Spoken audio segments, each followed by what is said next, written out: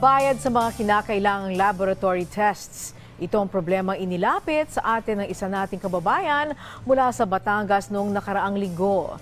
Ito'y para sa kanyang may bahay na ilang taon nang naghihirap dahil sa sakit sa puso. Ang kanilang kwento, panoorin po natin.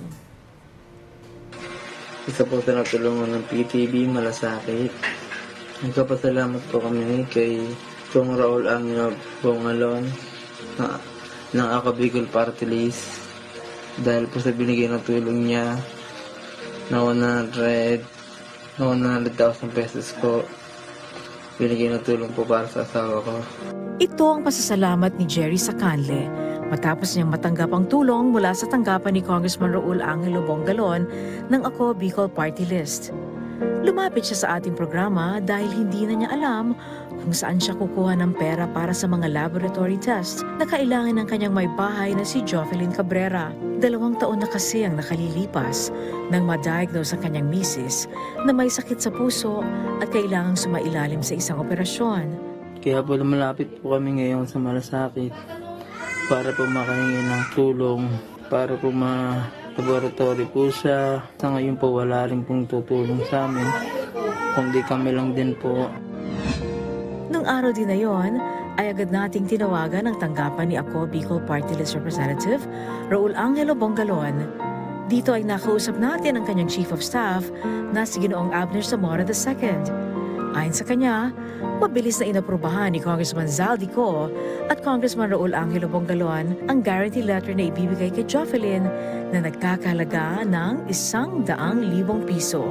Makalipas lang ang 5 araw, natanggap na nila ang pangakong guarantee letter mula sa Ako Bicol Party List. Malaking tulong po ang naibigay na tulong para sa amin ng PTV at ni Kong Raul Angelo po ng Ako Bicol Party List. Dahil po sa binigay nila, nakapagpalaboratory na po yung asawa ko nang wala po kaming ginastos. Nang matanggap nila ito, ay agad din nilang ipinagawa ang mga lab test ng kanyang may bahay.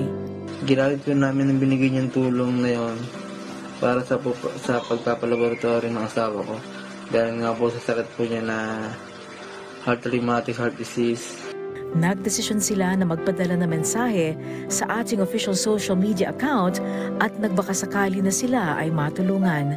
Hindi naman po kami nahihirapan na lumapit po kami sa PTV Malasakit dahil hindi po sila nagdalawang isip na tulungan kami. Kaya naman lubos ang kanilang pasasalamat sa tulong na kanilang natanggap. Maraming salamat po ulit kay Congressman Raul Angelo Bongalon. Salamat po kay Kong Saldi, kay sa Ako Bicol Party List, kay Ma'am Angelic Lasso po at PTV Malasakit at Work. Maraming salamat po sa binigay niyong tulong. Salamat din sa inyong pagliham at sa mga nais pong dumulog sa ating programa. Maaari po kayong magpadala ng inyong mensahe sa ating official Facebook page na PTV Malasakit at Work. Maaari kayong mag-message sa ptvmalasakit@gmail.com. Muli, ang tunay na malasakit ay laging at work.